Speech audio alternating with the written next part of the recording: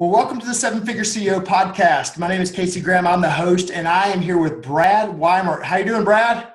Awesome, man. Thanks for having me. Good. Brad, on the podcast and on the YouTube channel. On the YouTube channel, we can see that you've got a mohawk kicking here. I do. It's a few months old at this point. I love it, but it's opposite of what I have, which is absolutely nothing. So, hey, Brad and I have known each other for, I can't remember, 2012 or 13, somewhere in there. Been a little while now. Yeah. And so, Brad, tell everybody a little bit about who you are and what your company does. Sure. So I started Easy Pay Direct back in 2009. And my name is Brad Weimert. Really, for me, I'm an adventurer at heart, and my life revolves around adventure, building relationships, and in a lot of ways, entrepreneurship. And I'll elaborate on that, I'm sure, through some other answers. But Easy Pay Direct is a online credit card processing company. So we built a gateway that specifically caters to high-level e-commerce. We've worked with your companies in the past, Casey. Yep. And a bunch of other people that are doing high volume online. That's awesome. So a little bit about you, like what do you like to do? Like Brad away from work, Brad not the CEO, Brad, just what do you do? Like who are you? Yeah. I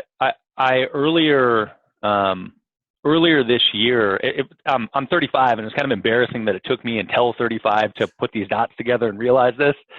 But earlier this year, I realized that literally everything in my life that has come to fruition has been founded in some deep relationship, and in many cases, many relationships. Sure. But relationships are built very quickly through unique environments. You know, if you are on the other side of the planet and you run into somebody that you hated in high school, they'll be your best friend. Yeah, all of a sudden you're in this unique environment and you're just like, oh, hey, Billy. So I have chosen throughout the course of my life to establish those relationships through adventure. So I'm an adventurer. I'm looking for anything that gets my heart going. Like what? Give me one. Snowboarding, skydiving, scuba diving. Lately it's been rock climbing. Yeah, rock climbing's been my passion for the last couple of years here. Is there rock climbing in Austin? There is. So the Greenbelt is about 10 minutes from downtown. Okay. And then there's a better spot, Reimer's Ranch, about an hour. Okay. And the biggest bouldering gym in the country just opened.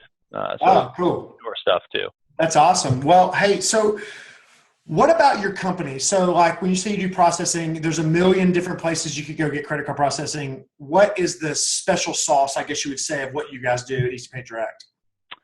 Yeah, so we cater towards companies that have a higher likelihood of dispute. And our industry calls that high risk, which is a moderately offensive term at best. But basically, when you do business online, you have a higher likelihood that a consumer is going to dispute the charge. And the problem that people run into is they introduce a new product, or they have a spike in volume, or recurring billing happens, and consumers start to dispute.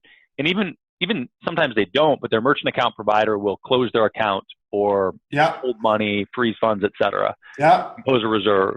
So we built some software. We built a gateway that allows you to put multiple merchant accounts into it and then automatically split the sales volume across them. So basically it's a mutual fund of you're diversifying the risk. You're diversifying the risk. And there's a right way to do it that the industry is okay with, and there's a wrong way to do it that is expressly against Visa and MasterCard's regulations. So it's an important differentiation. Sure, I'm sure. So, and you guys, like, how long did it take you guys to break the seven-figure mark as a company? Like, when did you start? Yeah, so it took us about 3 years. Okay. And it would have. I think about this often, and I don't believe in regrets. I think that you learn from every mistake that you make. Sure. And sometimes those are truly the best moments of your life when you look at them later. But I would also say that were I to do this again, I would not bootstrap, and I would fund things and grow it quicker. Why? Speed. And I think that you are bound by finances, not only in terms of what you can technically accomplish, but also in terms of how you think about things. When you don't have money, when you're bootstrapping a company, mentally you approach things very differently. Totally. Entirely. And in the technology space, you can't afford the time either. So, if you're trying to build something slow, somebody's just going to beat you. It's that simple. More money. Yeah. So how would you have funded it different? Like, what would you have done? Are you the sole owner of your company? I am. Yeah. Okay. So what, if you had to do it all over again, not a regret, but say if you were going to start over, what would you do different? I know you'd have outside funding, but what would that look like to you? Like, what do you think would have sped it up? So, that's an interesting question, because it's easy to say, yeah, I would have gotten funding and I just would have been able to do it faster. Sure. But, I think the reality is that you just get to the learning lessons quicker. So, I would have done more marketing early on. I would have spent more money to develop the systems early on. Yeah. More people to do that. And I would have made bigger mistakes early on as well. Sure, but you'd have been faster. You got it. And so I still made mistakes. I still did it. It just took me a longer period of time to do it. I gotcha. So let's talk about when you first started the company. Like, what would you say a key decision that you made? Because a lot of people start a lot of companies, and especially in a market like this where, gosh, there's so many choices to choose from. Like, what would you say the differentiating factor of like how you got, what's the decision that you made or decisions that you made that really made this thing take off? Because I think 0 to 7 figures in 3 years, I think that's amazing.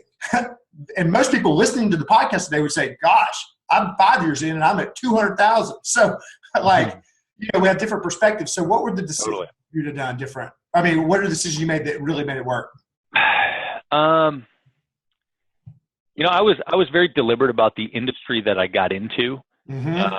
And so and I suppose that's a little bit of a different question, but I hit a point where I said, okay, I had been involved in the industry, but hadn't formally structured the company. Right.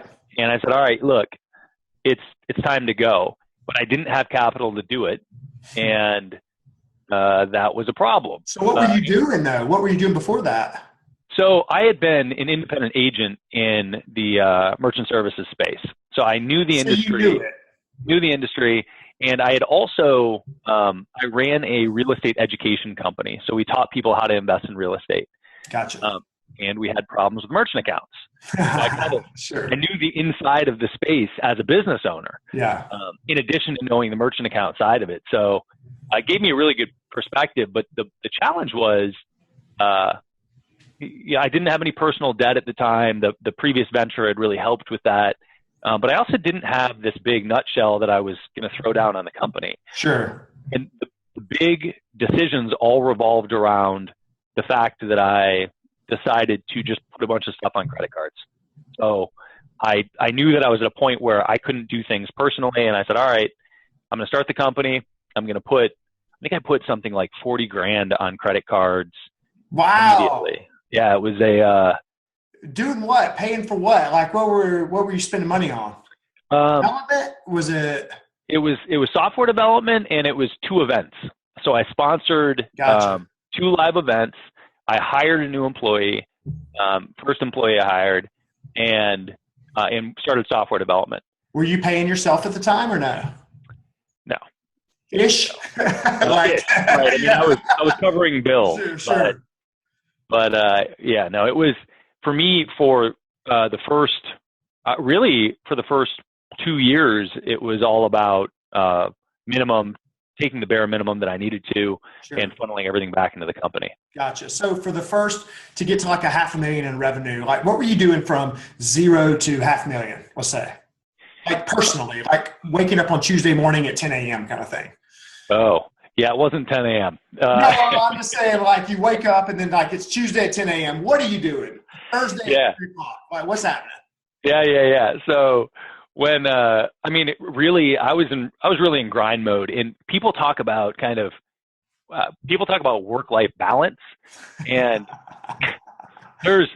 I believe that there should be work-life integration, and I think that you can find balance within your activities, within any given activity. Sure. So inside of work, there are things that are fun and enjoyable and relaxing, and then there are things that you don't really want to do, but you need to do them because it's the thing that's going to move the needle the most. Sure. Right? It's the next important thing. So I was getting up I've always been a workout in the morning person, but get up, work out, and most of my energy was focused around, I was trying to distill this. I was thinking about this morning, actually, and I was trying to distill where my activities were. And it was never one thing, but it was this constant toggle between marketing, and building the systems to support that marketing. What are you best at? Like, what are you more wired at? I'm more passionate about marketing. Gotcha. For sure. So that's your bread and butter as a founder would be marketing and sales? Yeah, my background is sales. Gotcha. And yeah, as I'm sure you have, well, maybe not. I think you've actually done a really good job of delegating a bunch of stuff. But that's called strategic laziness. Well, I might be a little bit of a control freak. Okay, gotcha. So that's actually I say it in jest because I think it's actually a very, very important part of marketing. It's the details that make the marketing good. It's the details that make the marketing different. And if you don't pay attention to that, and if you don't control those details, you're not going to execute. You won't come out with the picture that you want. So that's what you did. Yeah. And operations ultimately I got good at, but that is not as much fun for me. Sure. So when it comes to energy and thoughts and just what you're naturally wired at, you're more sales and marketing. And just about every single founder I have come on is that. I don't talk to a bunch of people that say, you know what, I was a software engineer and now my company is 7 million, or I was, good at operations and my company was this. It's like the sales and marketing part of startup is just a reality. Like, period. Do you agree or? Yeah, definitely. Well, you see all the time people that create great products, but they're not marketed. And totally. I have there's a company, I'll give a little plug, ARX Fit. Great, like this amazing revolutionary exercise equipment. Like it's crazy. It's got this biofeedback mechanism, super neat. They've been around for 8 years, but they haven't really had a functional marketing team. And so they just got a new COO that's doing the marketing, and now they're getting this amazing traction, right? Because the marketing's there. Totally. It's like nobody knows about you. They don't know about you. And the product's been great for almost a decade. Yeah, that's good. So what about let's talk about people. Let's talk about hiring. Let's talk about contracting. Let's talk about outsourcing versus in-source. How did you build the company? Was it everybody in-house? Let's get everybody in a room. Was it, let's have a couple people in a room and an assistant and then everything's outsourced? What was the structure of your company early on? How did you get past $1 million? We didn't have the funds to have everybody in-house. Okay. And we're just, this is a balance for every entrepreneur, every business all the time. It's, early on from 0 to 500K, it was every incremental amount of income. Can I hire a new person, right? Yeah. Can I get a new person on the team? And as we got a little closer to the $1 million mark, that became easier, and I became able to make more strategic decisions about hiring versus wait until I absolutely need, then get somebody. Sure. So there's lots of outsourcing, but I'll tell you that you learn some great lessons through trying to outsource. What have you tell me a lesson. Tell me something. What's a good one? What's a good one? What's a bad one? Yeah, this pertains to hiring too, or to internal hiring as well. But somebody told me years ago that when you want a project done, you want it done fast, well, and cheap. But you can only have 2 of the 3. You can't have it be produced well and done fast and cheap. You can do produced well, fast, and expensive. Sure. But you're never going to get all three. And I think that's one of the big paradigm shifts for both outsourcing and hiring is you go cheap, 90+% of the time, you're going to pay the extra in time, right? It's going to take you much longer to do the project, or you're going to have to redo it. Yeah. You're not saving anything by cheaping out on those services. Totally. How about too with just talk a little bit about this is totally it's a little bit later in the questions I sent you, but I see people, entrepreneurs and CEOs or presidents or people trying to grow companies when it comes to like having a coach or learning or mentors or whatever. Do you think the same applies there too? Or like, I just want all the free stuff, the free downloads and try to put it together myself. Hiring a coach, not hiring a coach. What would you say about that? Like, what did you do? Like, have you invested in like resources and products and coaching, or like, what have you done with that? Man, this is like this is internal struggle for my entire life because I am really good at learning from my own mistakes after I've made them a couple times, and very good from learning from other people's mistakes. Totally. So did you have a coach? Like, did you learn? How did you learn? So that question really resonates with me for that reason. But no, I absolutely, from a development perspective, Tony Robbins was pivotal to me. I listened to his tape series when I was 20, Personal Power 2. Yeah. And it wasn't until probably, it was 4 years ago that I was at a charity event and I bought a ticket to UPW. And then I got this whole, I love it. I do that all. I've done that 3 times. Yeah. Unleash the power within. You got it, man. Make your move. Yes. Where did you go? I went to the first one in LA. Okay. And I've been to a couple now. What was that experience like for you? What changed? Vegas and LA. Well, Tony, I think it's personal development. I also went to his business mastery course, and I went to Date with Destiny, and I've been kind of involved in that circle. But really, one of the biggest things outside of actually what he teaches is, and this is actually funny because I'm going to regurgitate something he taught, but proximity is power is a line that he uses in business mastery. And you go to an event like this, any event. You have a choice, and you can either be in the back of the room or the front. And at a Tony Robbins event, the front of the room is dramatically more expensive to be in. And as a result, you are interacting with a different person. Different people are around you. Totally. And to be clear, just because you have money or make money does not mean that I'm going to like you anymore. But it does mean that we're more likely to have things in common. Because you have somehow gotten to that point from a business perspective where you think where you've deemed it worthy or capable of spending X amount to be at an event. Yes, totally. I'm going in August. I'm going to Business Mastery for the first time. Oh, nice. Yeah, and then my wife and I are going to do Date with Destiny next year.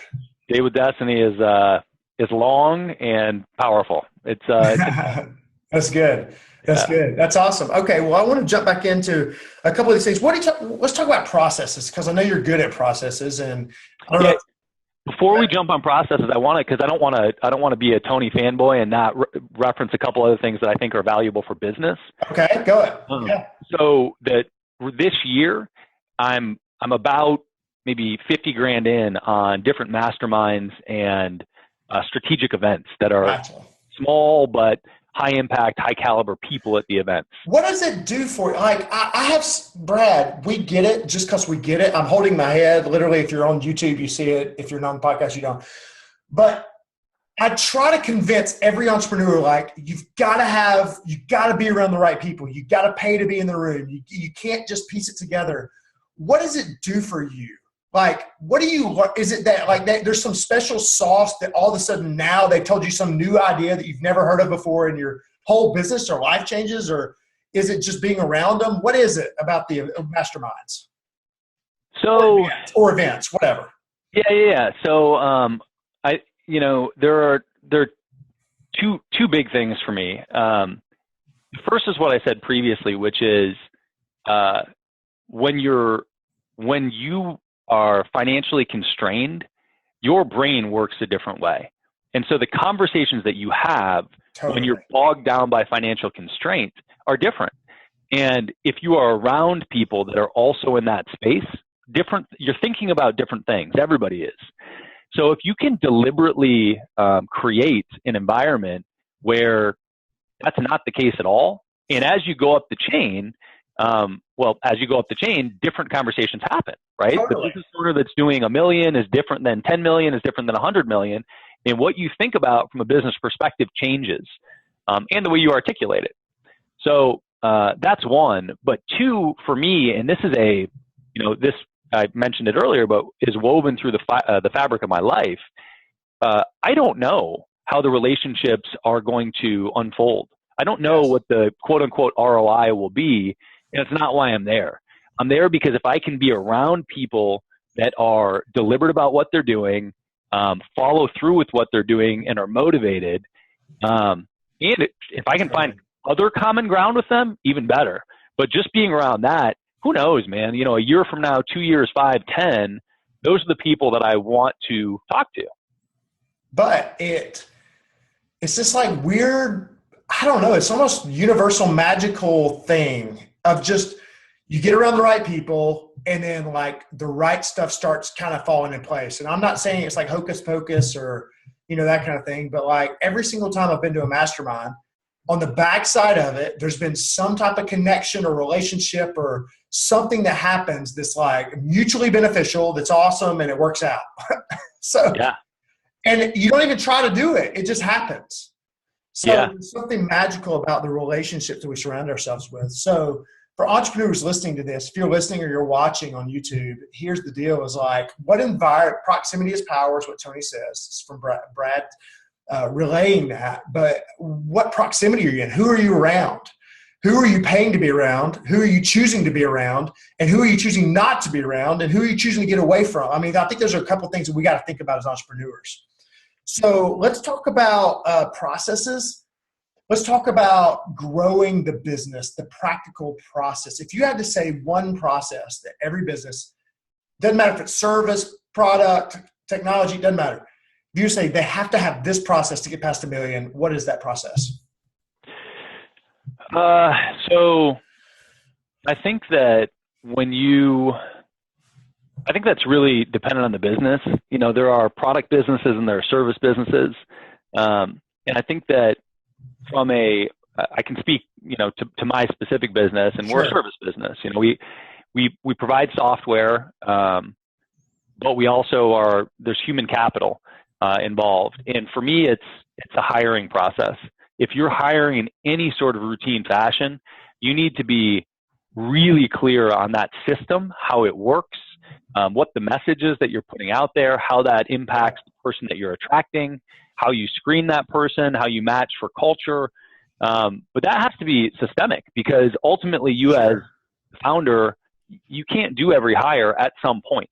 If you don't have these systems in place, oh my God, the hiring process feels like the heaviest thing in the world and everything else stops so that you can hire the next person. What is your hiring process? So we have a specific set of places that we post ads currently. And what? Give me an example of one. Yeah. So, we have, it depends on the category, but one is Craigslist. We use Indeed also. So Craigslist works. Craigslist has done good for certain positions. Like what? What will be a position you found? Executive assistant. Oh, cool. And I had no idea. Yeah. And we do support there as well. And now from a support perspective, we're training entirely. So you come in, we run you through the whole industry training, our company, et cetera. But those are a couple. And then for higher level stuff, we use recruiters. Gotcha. But we drive them to the same thing, which is an ad online. It's on our website. And we reproduce it on the other sites that we need to. But the ad is a colorful explanation of our company, how we operate, what you should expect. And, kind of roles and requirements, but we also, it very openly pushes away. So my executive assistant ad that I ran most recently, the headline of it was, "This will be the most difficult and the most rewarding position you'll have." And I don't want you to get into the role and then figure out it's not for you. That doesn't help either of us, right? Sure. And so you're literally doing just marketing, like straight up marketing. Oh yeah. But you're disqualifying and qualifying. You're disqualifying as many people as you're attracting. That's the key, dude. You hit it on the head. You know, some of the best dollars spent, if you're not a good copywriter, hire a copywriter to write your ad. You know, you need to attract the right people. That's so interesting. It's not like, here's a job description, we have jobs. Nope.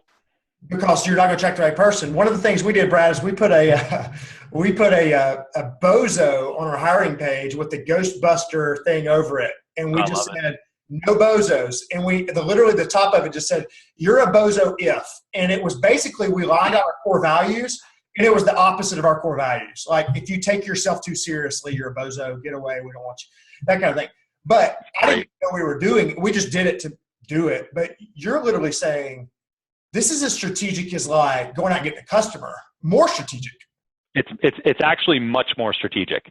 So dude, people don't do this. What's that? People don't do this. Not many. So the responses that we get when we get people that come in, and I'll tell you a little bit more about the rest of the funnel, but the responses that come in are great. I mean, our initial responses are like, "Oh my God, this is hilarious. I really want to work for the company," yada, yada.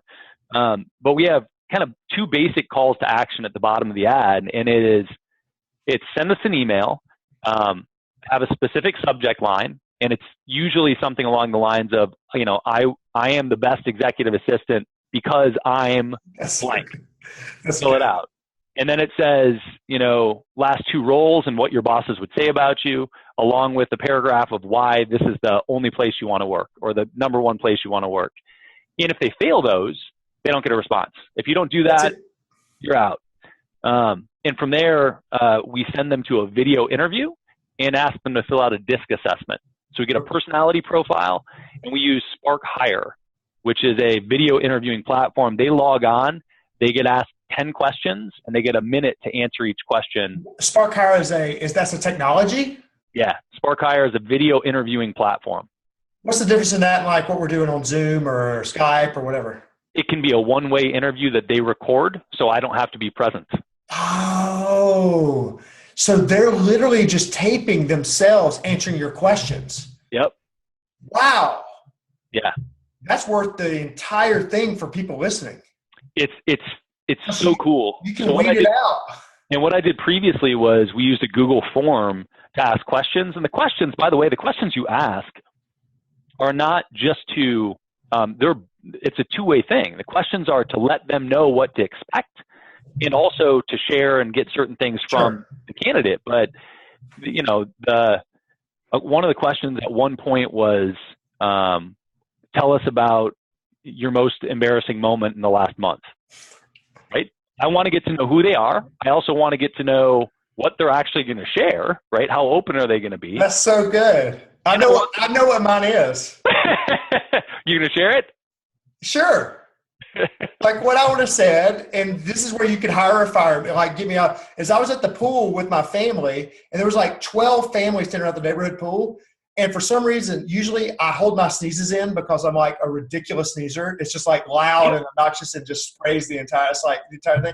And so I didn't hold it in, and I sneezed all in my hands. And I literally just went like this, and there's 12 adults staring at me. And I'm just gooping, just sneeze on it. And so I wipe my pants with it. And then a guy walks up that wasn't standing there and shakes my hand and says, "It was good seeing y'all." And everybody saw it. And I was like, "Oh, I'm such a loser." So that's great. A great question, though. That's great. Yeah, well, I want them to know also, and this unfolds in our interview, but it's personality. Look, you can have some of the verbiage that we use is your background and skill set are a part of the hiring decision, but what's much more important is that you're a cultural fit. And if your personality doesn't match with ours, you can be a great person and a great employee. This just isn't the right home for you. That's so good. God, that's so good. And so how do you get from video interview then, like what happens after when they send that in? So the video interview, somebody screens, and there's a Spark Hire has some cool things where you can templatize answers, so you can reject for different reasons and have canned answers. You reject people in basic categories. Not a good cultural fit, skill set isn't right, whatever. Sure. Yeah. Then what happens if they pass? If they pass and the DISC assessment matches the profile, so for example, I want a high decision maker as an assistant. I want somebody that can, a high D, somebody that isn't afraid to make decisions when I'm not there. And if those things match, then we do a Skype interview, and that's the first face-to-face interaction. Oh, no, I'm sorry. Before that, we do a technical assessment. So we want to make sure that you are not technically challenged. Especially in your company. What's that? Especially in your company. Like, oh, yeah. I mean, it's constant tech stuff all the time. Like if they're going to be going, how do I start the Zoom call? You're like, get out. Absolutely. And this is actually a really good lesson for anybody, under $1 million. You're not going to have a tech person on staff to help people with tech. Sure. So the tech assessment is. We screwed that up. We screwed that up. They were right in all the ways except for they don't know how to log into Gmail. Believe me, I have mishired on this. I hired a guy once who he had a background in database management, and so I just sort of forewent all the tech stuff, and I was like, oh yeah, this guy knows tech. He came in, and the first time he said this, I thought it was a joke, but after he repeated several times, it's in my Googles, I realized that we did not have a tech-savvy person on the team. He said, in my Googles? Yep. Everything he would look in his Googles for it. Was he drinking? Yes, he was. Wow. Hopefully not on the clock. That was amazing. Oh, wow. So the process, then they get through that, the tech assessment, then they go to a Skype interview, and then from the Skype interview, do you ever get in person, or does it depend on Yeah. So this is actually my most fun part, and this only applies to one of our roles, our support role. So if you go through the support and client interaction role, we do a group interview. So Skype interview goes well. We invite you to the office and do a group interview.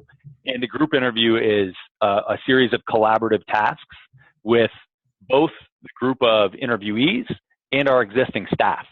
Okay. So we integrate them so that the existing staff can see how they're going to interact with them. And then after it, the existing staff and I had a little powwow on who did things well, who didn't do things well. Sure. And obviously, I or our HR guy has more information because we did the initial interviews and screening. Sure. But we share that afterwards. We get the feedback of what the team thought, and because we need buy-in from the team with these roles as well. Yeah, that's so good. Gosh. And then how do you get to like an offer? Like you guys agree, so it's collaborative, and then you agree that this person needs to move forward. And then like who finally says, do you still say, is it still all the way up to you? Yes or no, or what? Yeah, it is. It is. Ultimately, that's the company culture and who we are. It all starts with the people. And by the way, we do all other fun stuff. Like we had we do happy hours and we do team events, and leap year was this year. So we had a mandatory free day. And it was, everybody still had to work, but nobody could come into the office, and they had to go do something that they have never made time to do. So, somebody went to the shooting range, somebody went skydiving, somebody went to the park with their kids, all over the place. But those things, along with the group interview, all this is about creating culture.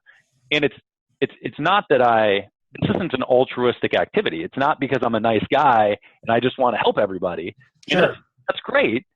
And I do.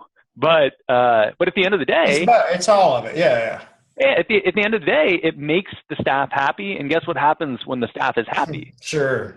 The clients are, and we look better. We get better reviews. They're more productive. It's a better way to, business is not so difficult that you have to create win-lose situations. Yeah. If it's not a win-win, don't do it. Yeah. So with that being said, we're running about last question. if you were going to have to, like, you're speaking to thousands of entrepreneurs right now, some are at 7 figures, some are at 8 figures even listening. Talked to the guy the other day. I was like, why are you listening? He's just like, I love the guest. But, you know, if you're going to say, like, boil it down, Brad, to them, you're standing on stage, this is the last thing you're going to say, what would you say? Like, what would you say to them? What would you say to the 4 years ago you, or the 8 years ago you? What would you say? You know, I said this earlier, and I'll say it again. Life is about the depths of your relationship and the quality of your relationships. It's true personally. It's true in terms of business. It's true in everything that you do.